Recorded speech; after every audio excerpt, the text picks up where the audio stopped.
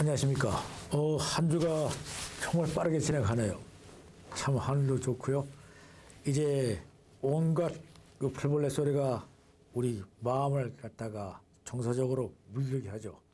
하여튼 여러분들 더욱더 건강하시고, 이게 제 5-1주차 청소년 복지론에서 청소년 문제와 강점 복지에 대해서 알아보는 시간을 갖겠습니다. 금일 강의할 내용은요, 청소년 문제의 개념과 범죄로부터 청소년 문제 접근부터의 강점, 관점까지가 되는데, 오늘은 여러분들과 함께 제2파트까지만 알아보는 시간을 갖도록 하겠고요. 제3, 4장은 다음 주에 여러분들과 함께 시간을 갖도록 하겠습니다. 자, 우선 청소년 문제와 강점 복지인데요. 청소년 문제로 하면요, 청소년의 일탈, 그리고요, 청소년의 비행과 동일시하거나 문제 청소년을 생각하거나 상정하는 것이 일반적인 경향입니다. 그러나 현안이 되는 청소년 문제는 보다 포괄적인 의미를 갖는 것으로 생각할 필요가 있습니다. 특히 앞으로 청소년 지도사로서 갈 여러분들에게는 더욱더 그럴 것입니다. 사회 문제로서의 청소년 문제라는 인식이 전제되어 있으면 안 된다는 그런 설명을 제가 드리는 것입니다. 자, 그럼 먼저 청소년에서요, 청소년 문제를 갖다가 어떻게 규정할 것인가를 갖다가 알아보겠습니다. 이러한 문제들을 갖고 있죠. 먼저 문제라고 하는 것은 바람직하지 못한 상태를 얘기하는 겁니다. 질서감이 없다든가, 그래서 가치관이 이어받게 되고요, 사회가 개선되어야 한다는 그러한 개입이 필요한 것을 갖다가 우리는 문제라고 볼 수 있고요. 또 다른 문제는요, 무엇이 충족되지 못한 상태입니다. 이것이 문제죠. 그래서 부족한 상태라는 것을 의미하는데, 문제를 느끼는 사람들에게 무엇이 욕구, 즉 니드가 무엇인지에 대해서 명식으로 표현을 하게 된 것입니다. 두 번째로서요, 청소년의 문제는 개념화하지 못한, 바람직하지 못한 상태라고 보는 것입니다. 즉 충족되지 못했다는 것이죠. 원인은 어디에서 기인한지를 결정하는 것과 관련이 깊습니다. 그리고 청소년 문제 개념은 문제를 규정하는 사람이 누구인가에 따라서 달리 규정됩니다. 이것은요, 어떤 사람이 어떠한 시각으로 보느냐, 파란색 안경을 낀 사람이 보는 것은 온통 세상이 파랗게 보일 것이고요, 빨간색 안경을 보는 사람은 모든 세상이 빨갛게 보이는 것입니다. 우리는 이런 것을 다른 말로 세계관이라고도 표현합니다. 이 세상을 어떠한 관점에서 바라보고 평가하느냐 하는 것이 모든 사람이 가지게 되는 그러한 세계관인데요. 이런 세계관에 따라서 어떠한 것으로 규정될 수 있는지가 결정된다는 것입니다. 다음은 성인 집단이 규정하는 청소년 문제는요, 그 대상이 되는 집단의 성격을 왜곡할 수 있음을 인식해야 합니다. 성인 집단에 따라서, 그 성격에 따라서, 그 성향에 따라서 청소년을 규제하는 것이 다르다는 것입니다. 여러분, 요즘 성소수자 문제를 보는 여러 관점들, 여러 집단들에서 이야기하는 관점이 다 다르지 않습니까? 이렇듯 성인 집단이 어떻게 규정하느냐에 따라 또 달라질 수 있다는 그러한 의미를 말씀드리는 겁니다. 그리고 청소년 문제는요, 행위자의 연령, 성별, 사회와 문화권의 간섭과 가치 및 시대 변화 등에 따라 구체적인 내용을 달리할 수 있다는 것입니다. 청소년의 문제는요, 정말 세월에 따라서 많은 변화를 겪고 있고요, 또 앞으로도 많은 변화가 있을 것입니다. 그래서 이 변화 속에서는 긍정적으로 봐야 되겠고요, 문제 중심으로 봐서는 안 되고, 저들을 발전 가능한 자원으로서 잠재력이 있는 한 인격체로서 보아야 한다는 것입니다. 청소년 문제에 대한 포괄적 정의와 사회 문제로서의 청소년 문제의 차이점에 대해서 이해할 필요가 있는 것입니다. 사회 문제와 청소년 문제의 차이점에 대해서 우리가 구분하라 이 뜻입니다. 그리고 청소년 문제에 대한 개념은 문제 행동, 청소년 비행, 일탈 행동과 비슷한 개념으로 이해되고 있는 것이 현재의 상황입니다. 그리고 청소년 문제에 대한 인식과 시각이 종전의 성인 중심에서 최근의 은혜는 청소년 중심으로 바뀌어가고 있는 그런 바람직한 현상이 나타나고 있습니다. 다음은 청소년의 문제 중에서요. 청소년 문제의 범죄에 관해서 한번 보도록 하겠습니다. 그래서 청소년의 문제는요. 청소년이 내면적으로 갖고 있는 고민이나 그리고 가치의식 같은 청소년의 내적 문제를 의미하기도 하고요. 청소년의 비행, 범죄 등의 청소년 일탈과 문제 행동으로 논의되는 청소년의 일탈 행동도 있을 수가 있습니다. 그러나 청소년이 실업 문제 등과 같이 청소년이 내재적으로 가지고 있거나 또는 청소년에게 초래된 문제가 아니지만은 청소년에 관한 복지적 현안 문제에 의해서 현안 문제가 초래될 수 있음도 우리는 기억하고 있어야 하는 것입니다. 자,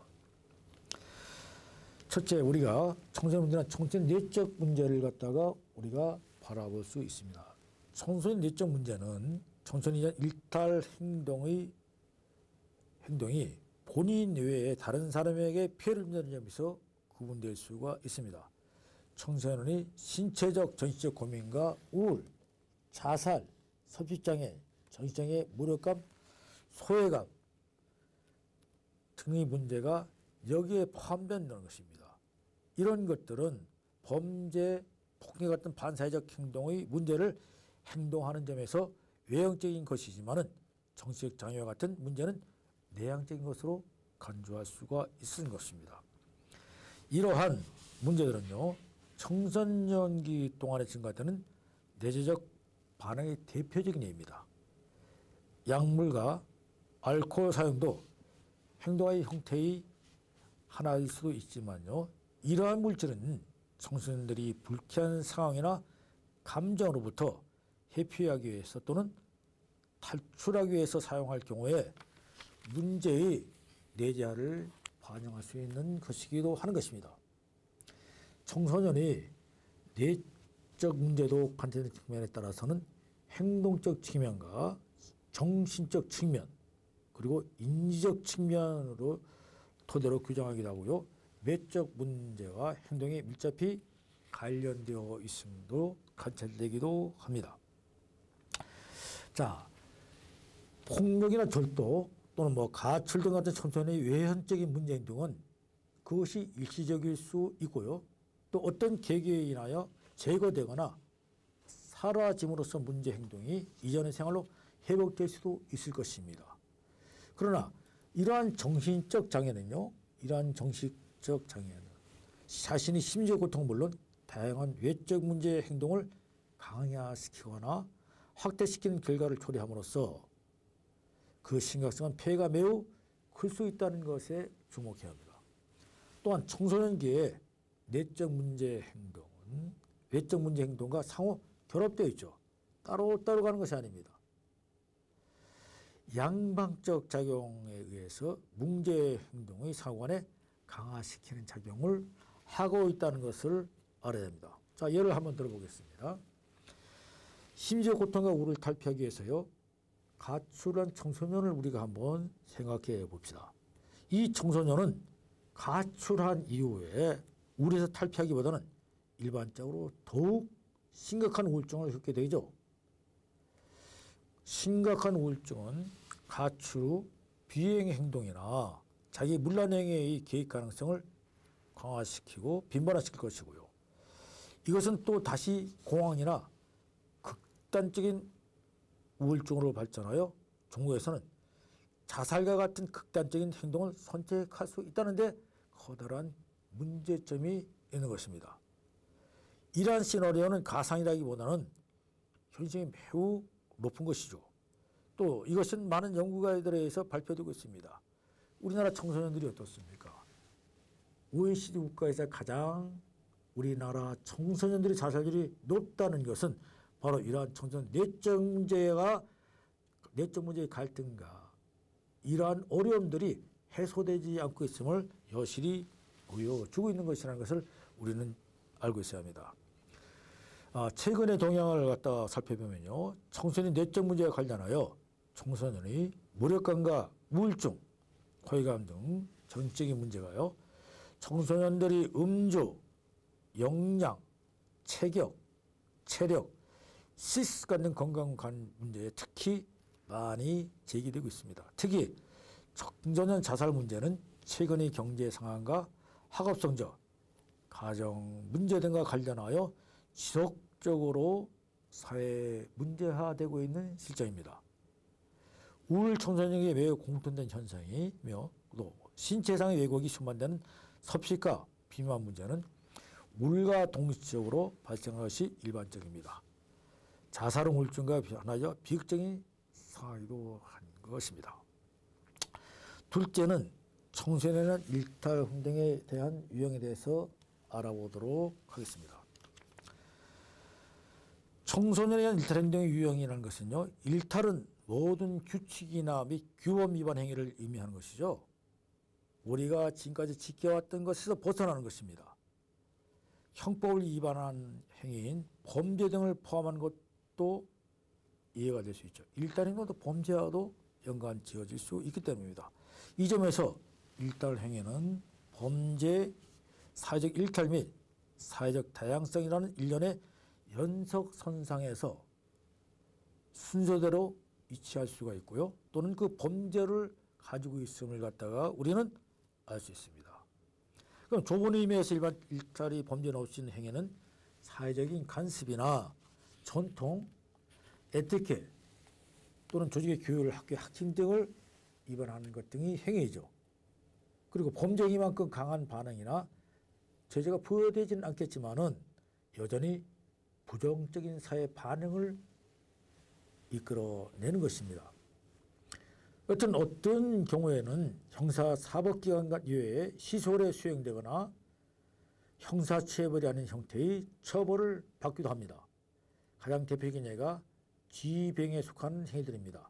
부모나 교사에 대한 반항, 또 음주, 그리고 흡연, 또 유흥업소 출인, 패싸움, 불량석을 가입, 오토바이 폭주 등이 바로 이런 경우에 해당된다고 할 수 있겠습니다. 존 헤이건이라는 사람은요. 이런 규범의 행위를 그러한 행위들로 인한 사회적 피해에 대한 평가, 사회 반응과 심각성, 규범에 대한 합의 정도로 다음과 같은 네 가지로 이야기했습니다. 첫째, 합의 범죄라는 것입니다. 합의 범죄를 통해서 살인한다는 것인데 또 강도, 강간, 유괴, 절도 등이 전통적인 약탈 및 폭력 범죄들과 같이 사회 구성원 등이 그 행위가 범죄를 구성한다는 것에 대해서 특별한 이의를 표하지 않는 그러한 유형을 이야기하는 것입니다. 자, 우리가 합의 범죄 알아봤고요. 두 번째는 갈등 범죄입니다. 이 유형에는요.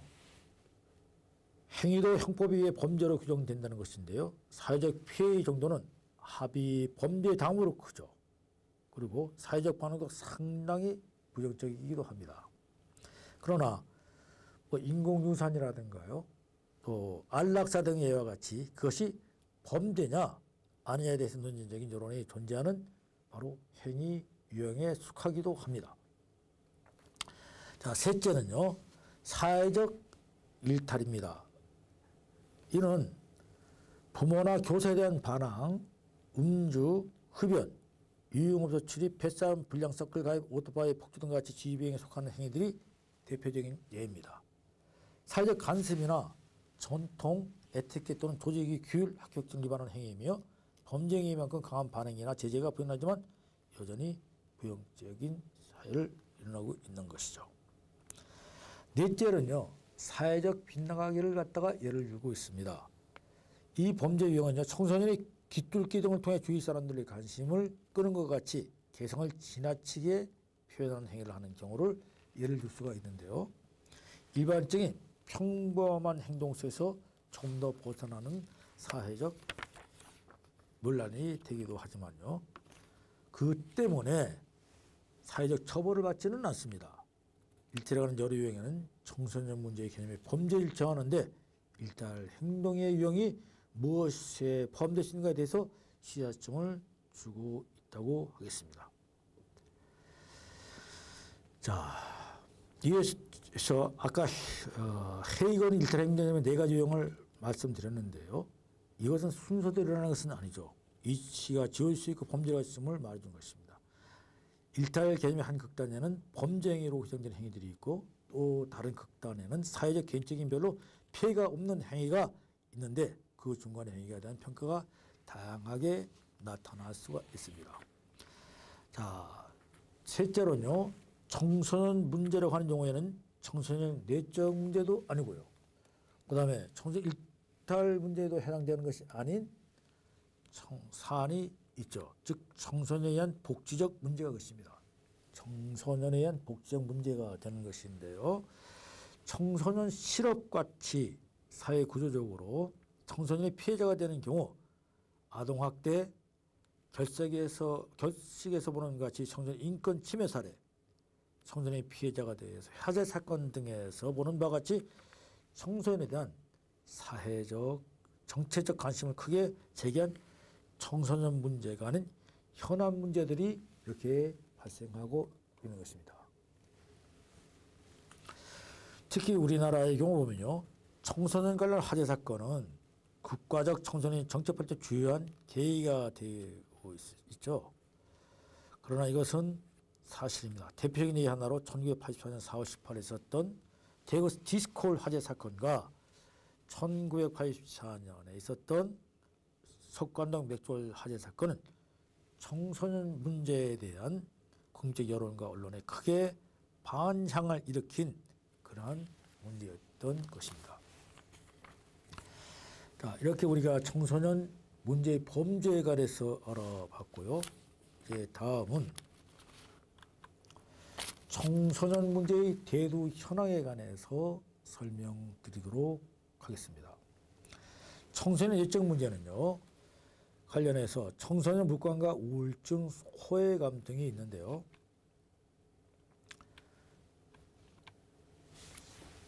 정신적 문제, 음주, 영양, 체격, 식단 등 관련 문제이며 특히 자살 문제 수적인 사회 문제로 대두되고 있습니다.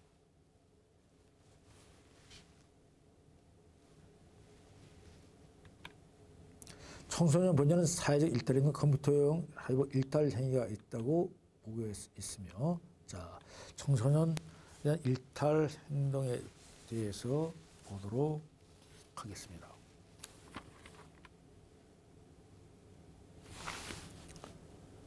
먼저 청소년 범죄를 보면요. 첫째, 살인, 강도 등이 청소년 문제가 지역적으로 사회 문제가 되고 있는데 이는 지금 쉴 새 없이 각종 언론에 대두되고 있는 그런 유형입니다. 둘째는 학생 범죄 유형별 분포에서 폭력범위 36.4%로 청소년 문제와 비행에서 가장 심각하고 광범위한 부분을 차지하고 있습니다. 또 집단 따돌림 현상이 심각한 현상입니다. 집단 따돌림이란 여름 또는 우울한 위치에 있는 명의 학생이 약한 입장에 있는 학생을 지속적으로 고립시키고 괴롭히는 것을 말하는 것으로서요. 집단 따돌림의 경우 다른 청소년 문제와 구별되어 그 예방과 제도가 쉽지 않은 특징을 갖고 있는 것입니다. 다음에 사회적 일탈 행동에 대해서 알아보도록 하겠습니다.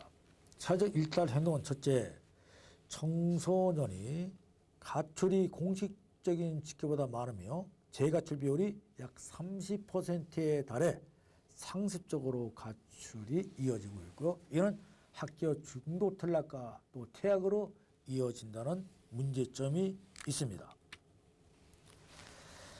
가초류 경로와 관련한 불법고용 및 자발적 향락산업의 유입 문제가 크게 대두되고 있는데요. 특히 학교 중퇴 이후에 첫 직장으로 남자가 40.5%, 여자가 45.5%가 적객 및 유흥업소를 경험한다는 문제점을 가지고 있습니다. 이러한 것에 학생들이 취직이 쉽고요.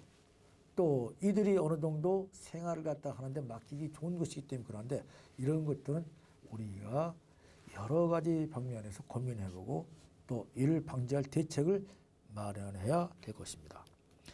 셋째는요, 청소년 매매춘이 문제가 됩니다. 청소년 성보호에 대한 법률에 보면요, 알선업주와 수요자에 대한 형벌을 대폭 강화하고 있긴 하나 앞으로는 명단 공개 등을 통해 미성년자 매춘의 수요를 막는데 전력 투구해야 될 것으로 생각됩니다. 그리고 네 번째는요, 10대 오토바이 폭주족, 자동차 폭주족, 무면허 운전 등에 대한 위법 행위가 증가되고 있는 실정입니다.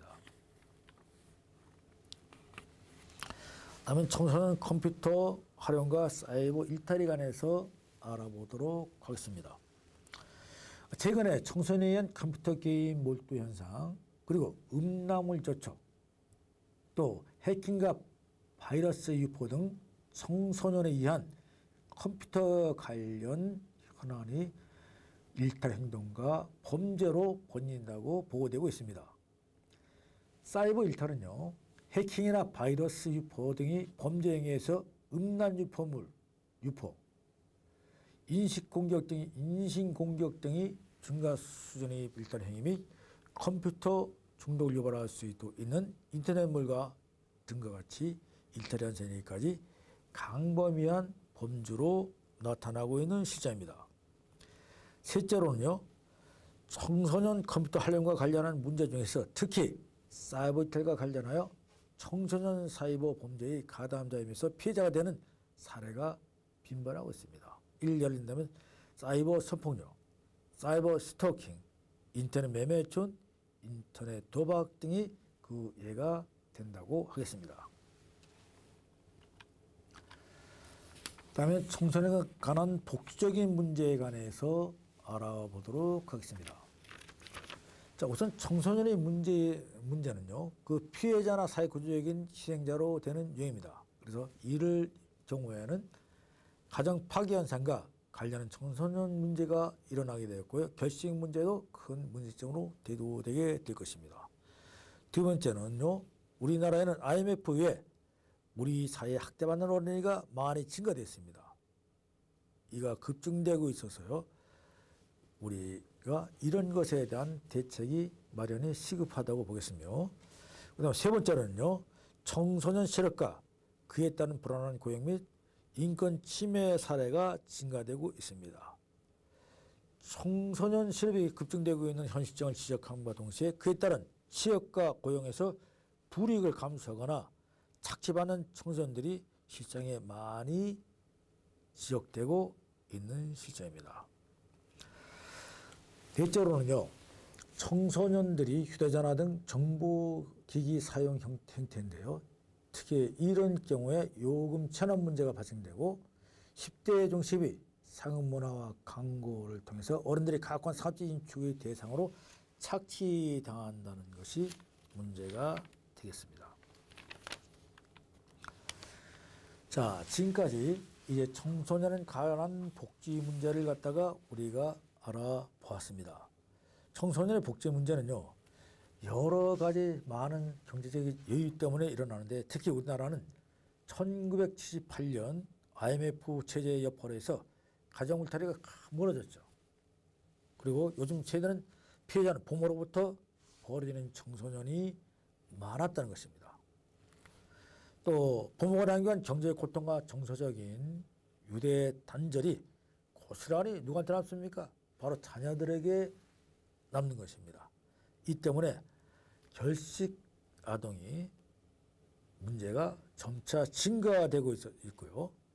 또 이에 반해서 부유층에는 어떠한 사태가 일어나냐, 사치 향락이 극에 달하는 등 잉여의 풍요가 사회 문제가 될 정도로 요즘 초중교실이 거식 어린이와 청소년을 두들리고 하는 실정인 반면에 잉여의 풍요로운 아이들이 향락이 그에 돌아간다는 극적인 것을 대조적으로 보여주고 있는 시장이라는 것입니다. 자, 지금까지 우리나라 청소년 간의 복지적 문제를 통해서 우리가 오늘 제2장까지를 알아봤고요. 다음 시간에는 제3장 청소년 문제를 보는 이론적 관점으로부터 교육을 진행하도록 하겠습니다. 자, 여러분 오늘도 대단히 수고 많으셨습니다. 감사합니다.